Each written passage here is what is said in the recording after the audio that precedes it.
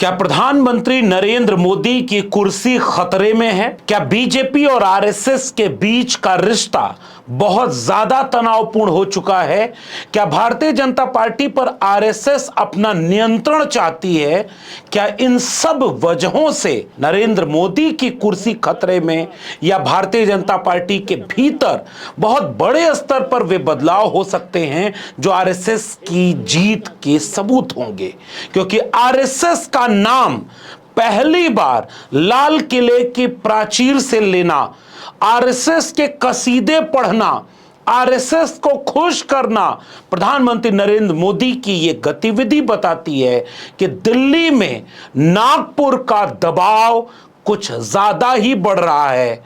कहीं ऐसा तो नहीं कि आने वाले दिनों में भारतीय राजनीति में अगर नागपुर का दबाव दिल्ली पर ज्यादा नहीं हुआ तो कुछ बड़ी हलचल देखने को मिल सकती है, या अब सब कुछ नागपुर में होने वाला है? आज के वीडियो में जरा इसकी पड़ताल करेंगे।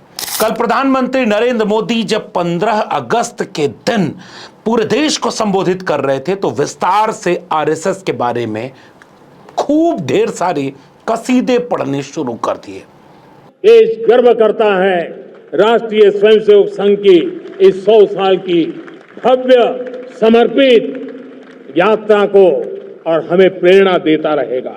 कसीदे पढ़ते पढ़ते देश के ऐसे संगठन जिसने 100 साल पूरे कर दिए उसे एनजीओ घोषित कर दिया, और विपक्ष सवाल पूछने लगा कि आप जब पूरे देश को संबोधित कर रहे हैं, इस देश की विविधता को संबोधित कर रहे हैं, आप सबके प्रधानमंत्री हैं, आप सबके समावेशी संदेश की पैरोकारी करना आपके ऊपर दबाव था इस बात का, और आप एक ऐसे संगठन का नाम ले रहे हैं जिसका सामने का चेहरा कुछ और है और अंदर कहानी बेहद दिक्कत तलब है।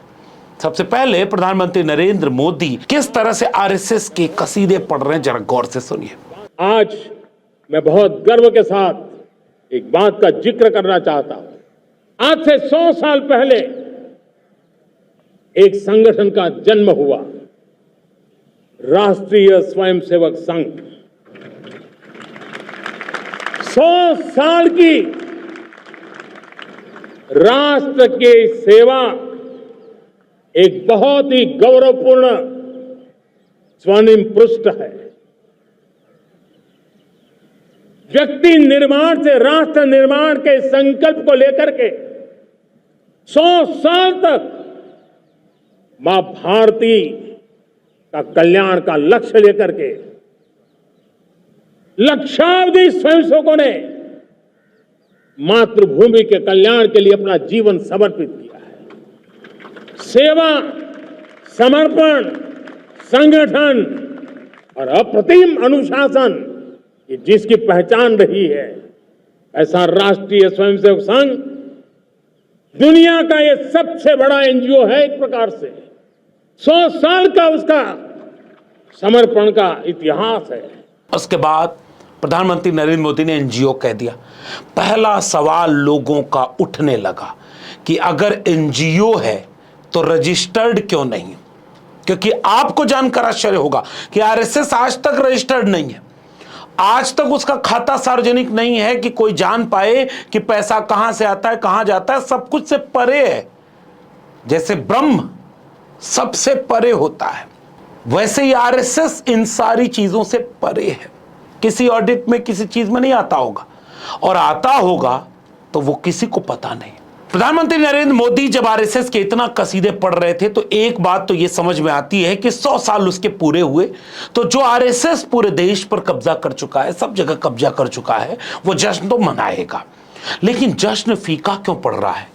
कहीं ऐसा तो नहीं कि दिल्ली में बैठी मोदी और शाह की जोड़ी के ऊपर आरएसएस इतना दबाव बना चुका है 2024 के चुनाव परिणाम के बाद, जिसको अब मैनेज करने के लिए प्रधानमंत्री अब पहले तो नागपुर गए आरएसएस के मुख्यालय, वहां से आरएसएस की तारीफ की, उसके बाद सदन में ऐसे ऐसे लोगों को बैठवाया जिनसे आरएसएस की तारीफ हुई, और खुद अब पहली बार एक ऐसे संगठन की तारीफ देश का प्रधानमंत्री लाल किले की प्राचीर से कर रहा है जिसके ऊपर इतने संगीन आरोप लग चुके हैं। कल वाली वीडियो में मैंने बहुत सारे सबूत तो दे दिए कि वो संगठन संविधान विरोधी रह चुका है।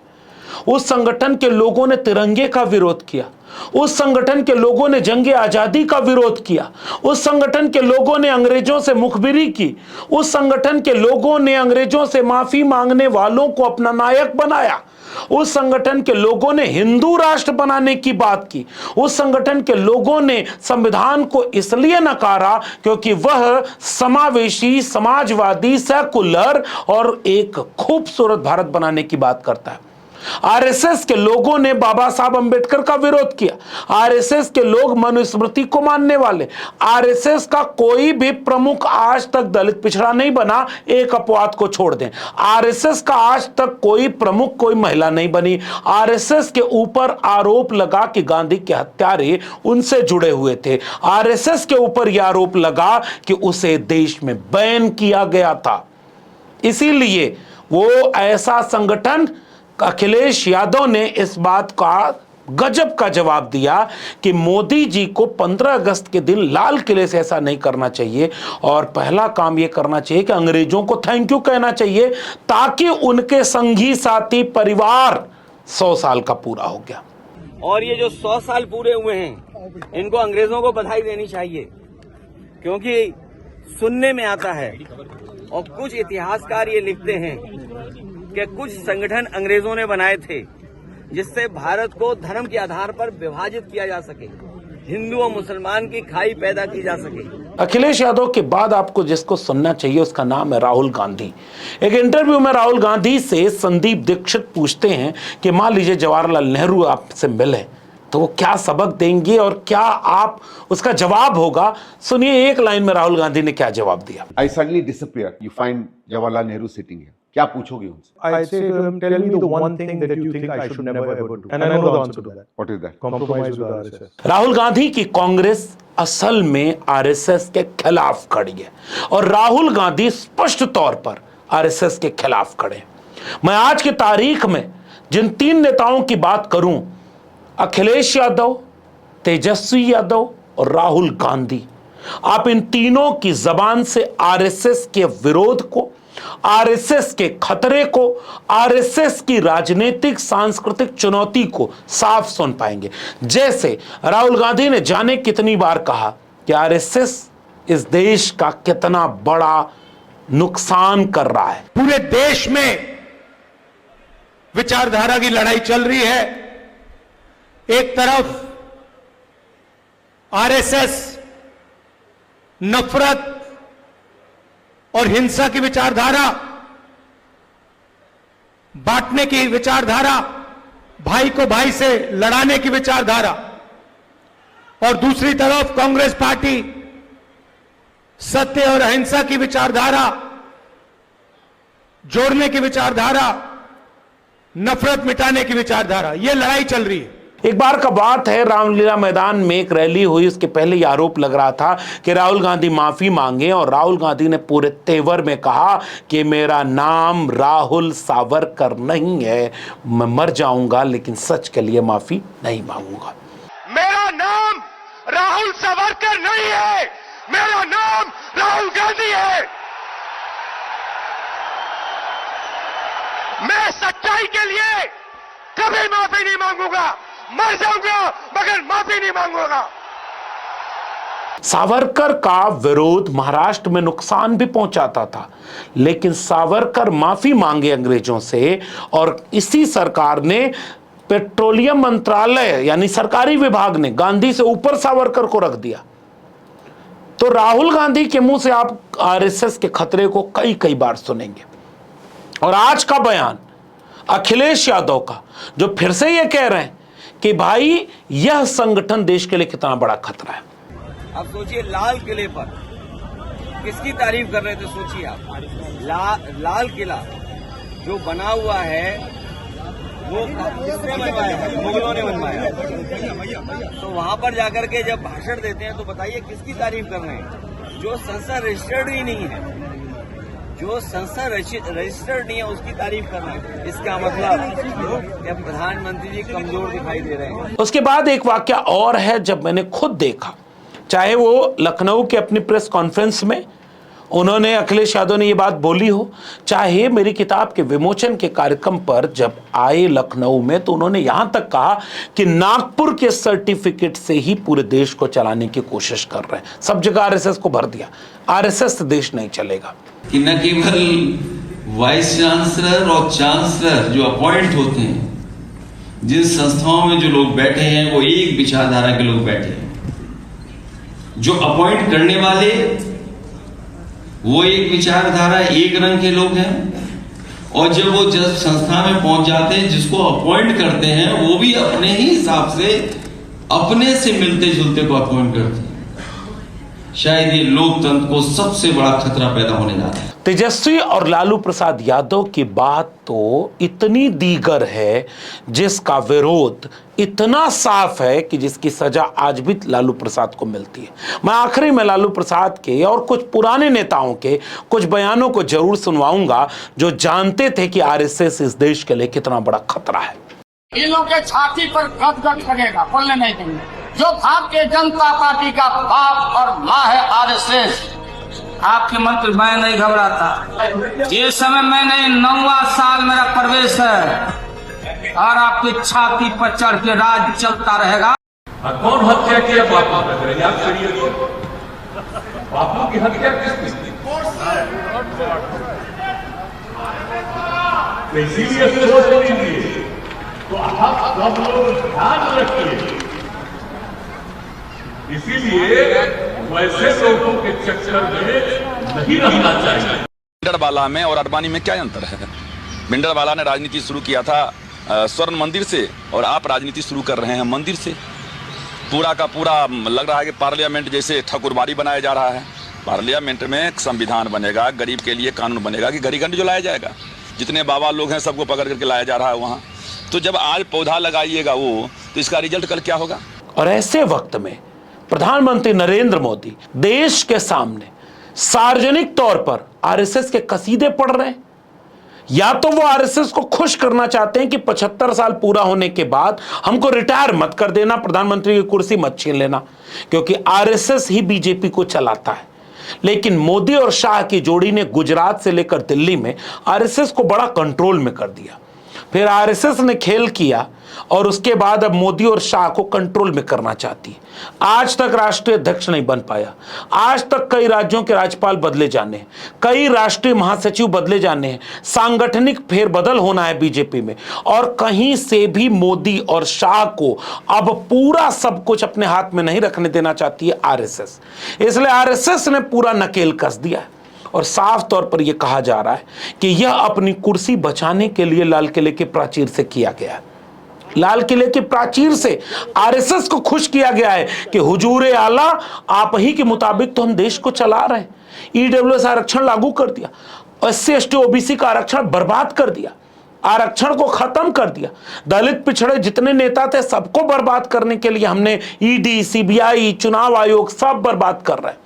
आपके लोगों को विश्वविद्यालयों में भर दिया। देश भर में जितने कुलपति हमने नियुक्त किए आरएसएस के, सारे सवर्णों को अधिकांशता भर दिया। ब्यूरोक्रेसी में सारे आरएसएस को स्लीपर सेल को घुसा दिया। जुडिशरी में ऐसे ऐसे लोगों को घुसा दिया। उपराष्ट्रपति तक बना दिया जिसने उपराष्ट्रपति पद पर रहते हुए भी सदन में आरएसएस की तारीफ की थी। सुनिए जगदीप धनखड़ को। आप कह रहे हैं एक संस्था ने कब्जा कर लिया, बिल्कुल गलत है। मान लो कोई व्यक्ति आरएसएस का सदस्य है, तो क्या ये अपने आप में अपराध है? इस बात का क्रिमिनल है। एक संस्था है, राष्ट्र का कार्य कर रही है, राष्ट्रीय हित में कार्य कर रही है, देश और दुनिया में प्रमाणित लोग हैं, देश के लिए योगदान दे रहे हैं। दुनिया के अंदर सबसे ज्यादा आज के दिन उनमें योग्यता देख सकते हैं आप। This will not go on record. Please continue. और इस भाषण को सुनने के बाद एक सवाल पूछिएगा भाजपाइयों से, कहां है जगदीप धनखड़? आरएसएस की तारीफ करने वाला, इतना कसीदे पढ़ने वाला, वो उपराष्ट्रपति जैसा शख्स इतने बड़े ओहदे पर, बीमार होकर इस्तीफा दे दिया, गायब तो नहीं हो गया? आरएसएस वाले ही बता दें तुम्हारा ये स्वयंसेवक कहां गया? आरएसएस इस्तेमाल करके छोड़ देता है। जाने कितने लोग मार्गदर्शक मंडल में कराह रहे होंगे, आरएसएस उनको नहीं बचाता। आरएसएस नया उस तरह का व्यक्ति पैदा कर देता है। सुधांशु त्रिवेदी जैसे आरएसएस के नेता जो बीजेपी में प्लांट किए गए, कसीदे पढ़ते हुए ट्वीट कर रहे हैं। वनवासी क्षेत्रों में ट्राइबल की बात करने वाला वनवासी कल्याण आश्रम, दलितों की बस्ती में काम करने वाला सेवा भारती, विद्यार्थियों के बीच में काम करने वाला अखिल भारतीय विद्यार्थी परिषद, भारतीय मजदूर संघ, धार्मिक क्षेत्र में काम करने वाला विश्व हिंदू परिषद, राजनीति में बीजेपी, इतना बड़ा बड़ा काम किया। गांधी गए वर्धा में तो आरएसएस की तारीफ की, नेहरू ने तारीफ की, इंदिरा गांधी ने तारीफ की, आरएसएस को राष्ट्रीय परेड में बुलाया गया, आरएसएस महान है, आरएसएस देश की जान है, सब कुछ किया है। आरएसएस वाले यही बोलते हैं। जरा वनवासी कल्याण आश्रम का आदिवासी विरोध करते हैं कि तुम हमें वनवासी क्यों बोलते हो, इसका जवाब दो। सेवा भारती जो दलितों के बीच काम करती है, वो बाबा साहब अंबेडकर के आरक्षण संविधान का विरोध करने वालों के खिलाफ क्या कर पाती है? आरक्षण बर्बाद कर दिया। दलितों की मूंछ रखने पर, घोड़ी चढ़ने पर मारा जा रहा है। रोहित वेमुला से लेकर के पायल तड़वी, एक भी दलित एट्रोसिटी पर तुम्हारा आरएसएस का सेवा भारती एक बयान दिया हो तो बता दो। फिर तुम दलितों में काम क्या कर रहे हो? वनवासी कल्याण आश्रम में काम क्या कर रहे हो जब आदिवासियों का जल जंगल जमीन छीना जा रहा है, मिस्टेकन आइडेंटिटी बताकर मारा जा रहा है, नक्सली बताकर गोली मारा जा रहा है, जेलों में ठूसा जा रहा है, तो आदिवासियों के लिए कौन सी लड़ाई लड़ रहा है आरएसएस? जानते हैं, आदिवासियों के भीतर जाकर के हिंदू धर्म को प्लांट कर रहा है आरएसएस, और सुधांशु त्रिवेदी इसका गुणगान गा रहा है। सेवा भारती दलितों के बीच में हिंदू बनाने की कोशिश कर रहा है, जबकि एक भी दलित मामले पर सेवा भारती का एक बयान आपने देखा हो तो मुझे बता दीजिएगा। पिछड़ों के बीच में सारी ओबीसी जातियों को, अलग अलग जातियों को एक दूसरे से लड़ाने के लिए आरएसएस काम कर रहा है, और इसका सबूत एक एक करके हम आपके बीच में रखते चले जाएंगे। और आरएसएस ईडब्ल्यूएस आरक्षण की पैरोकारी करता है, इसका जवाब दो सुधांशु त्रिवेदी। और आरएसएस के लोग इसका जवाब नहीं देंगे। मजदूर संघ, किसान संघ, ये सारे आरएसएस के बने हुए और चुप रहते हैं। सारे किसान विरोधी नीतियों और मजदूर विरोधी नीतियों पर देश भर में इतने बड़े बड़े आंदोलन हुए, कहां था आरएसएस? आरएसएस की तारीफ करने वाले प्रधानमंत्री नरेंद्र मोदी से लेकर के तमाम आरएसएस वालों को इस बात का जवाब देना चाहिए कि राष्ट्रीय स्वयंसेवक संघ के 100 साल तो पूरे हो गए, लेकिन इसी राष्ट्रीय स्वयंसेवक संघ ने भगवा झंडे को अपनाया, तिरंगे का अपमान क्यों किया था? जब कांग्रेस ने 26 जनवरी 1930 को तिरंगा फहराया और देश भर में तिरंगा फहराने का आह्वान हुआ, तो हेडगवार गोलवलकर तमाम लोग भगवा झंडे की बात करके उसको पूजने का आदेश क्यों दिया था? 1947 में आजादी मिलने के एक रात पहले आरएसएस ने अपने मुखपत्र ऑर्गेनाइजर में लिख करके तिरंगे को बुरा और देश के लिए हानिकारक करार दिया। आप कल्पना करिए, उसके बाद कई जगह पर लेख छपे जिसमें कहा गया कि आरएसएस के मुख्यालय पर उसको नहीं फहराया गया, केवल स्वतंत्रता दिवस और गणतंत्र दिवस पर फहराया जाता है। 2001 में कुछ नौजवान जाकर के आरएसएस के मुख्यालय पर झंडा फहराने चले गए, बड़ी मारपीट हो गई और अदालत तक वो मामला चला गया कि आरएसएस के मुख्यालय पर तिरंगा कैसे फहराया जाएगा। 2016 में आरएसएस से जुड़ी एक पत्रिका ने तिरंगे में से हरा रंग गायब करके तिरंगे का रंग ही बदल दिया। आप कल्पना करिए कि तिरंगे और संविधान से कितना प्रेम करते हैं। इसका एक जवाब प्रधानमंत्री नरेंद्र मोदी, सुधांशु त्रिवेदी या इस तरह के लोग देंगे क्या कि आप जब तिरंगे को बदल रहे हैं तो ये देश का अपमान है कि नहीं, देशद्रोही है कि नहीं, और देश विरोधी है कि नहीं? और एक रंग में रंगने वाले लोग इस देश को चाहते हैं कि एक ही भगवा रंग में रंगे। कल के एक दो वीडियो में दिखाना चाहता हूं, जो संघी हैं, जो सनातन की बात करते हैं, विश्व हिंदू परिषद की बात करते हैं, ये सारे आज भी शपथ लेकर के कह रहे हैं कि जब तक लाल किले पर ओम वाला भगवा झंडा नहीं फहरा देंगे तब तक सनातन का कल्याण नहीं होगा। अगर तिरंगा लगा बैठे तो तिरंगे का ही बहिष्कार करो, क्योंकि इस तिरंगे ने तुम्हें बर्बाद कर दिया है। हर हिंदू के घर पर हमेशा भगवा ध्वज होना चाहिए। अब आप कल्पना करिए कि ऐसे आरएसएस को थोपा जा रहा है। अब आखिर में जाकर के हम उन नेताओं को भी याद करना चाहते हैं जो पहचानते थे कि आरएसएस देश के ऊपर कितना बड़ा खतरा है। कभी आरएसएस के सामने घुटने नहीं टेके, लालू प्रसाद यादव हों या मुलायम सिंह यादव हों। और आज के तारीख में वो नेता चाहे अखिलेश तेजस्वी हों या राहुल गांधी हों, आरएसएस कुछ बातों का जवाब दे दे। कितने कुलपति आरएसएस से बनाए गए दलित पिछड़े हैं, कितने सुप्रीम कोर्ट के जज दलित पिछड़े बनाए गए, आरक्षण का समर्थन करती है आरएसएस या विरोध करती है, इन तमाम सवालों का जवाब दिए बिना आप भी आरएसएस के रंग में रंग जाएंगे, क्योंकि जिसके पास सत्ता होती है करोड़ों अरबों रुपए चंदा आते हैं जो बिना रजिस्टर्ड होने के नाते बताना नहीं पड़ता है। पूरे देश में कार्यालय, पूरे देश में हॉस्टल, संकल्प हॉस्टल बना दो, सरस्वती विद्या मंदिर बना दो। पहले कहीं से अंदर अंदर हिंदू वर्चस्व के लिए बाहर से चंदा लेकर के ये सब काम होता था। अब जब पूरे देश में सरकारी बन गई तो अब तो पूरा सब कुछ उन्हीं के हाथ में है भाई। और इसके बाद आप कहो कि आप सेवा, समर्पण और त्याग करते हो। किसका सेवा, किसका समर्पण और कौन सा त्याग? आरएसएस को इस बात का जवाब देना चाहिए। और इसलिए यह कुर्सी बचाने के लिए नहीं, पूरे देश को संविधान खत्म करके मनुस्मृति लागू कराने वाली दिशा में नरेंद्र मोदी झोंकना चाहते हैं। नरेंद्र मोदी जी, आपकी कुर्सी बच भी जाएगी। आपने सारा आरएसएस मय कर दिया पूरा देश को, लेकिन कुर्सी बचाने के लिए पूरे देश के ऊपर आरएसएस को मत थोपो। आरएसएस से देश नहीं चलेगा। ये देश चलेगा तो बाबा साहब के संविधान से चलेगा। और संविधान उस बात की बात करता है जिसके विरोध में आरएसएस काम करता है। आप अपनी टिप्पणी जरूर बताइएगा। अगर वीडियो पसंद आई हो, जरूरी लगी तो लोगों तक शेयर भी करिए। सजग रहें लोग, जागरूक रहें, आंकड़ों और तथ्य के साथ बात करें। इस वीडियो में इतना ही। मेरे चैनल को सब्सक्राइब नहीं किया है तो सब्सक्राइब करना मत भूलिए। बेल आइकॉन यानी घंटी की बटन दबाइए ताकि वीडियो की सूचनाएं मिलती रहें। ज्वाइन करिए ताकि हिम्मत मिलती रहे। इस वीडियो को अगर आप ट्विटर यानी एक्स या फेसबुक पर देख रहे हैं तो हमें फॉलो करना मत भूलिए। फिर मिलेंगे, तब तक के लिए बहुत बहुत धन्यवाद।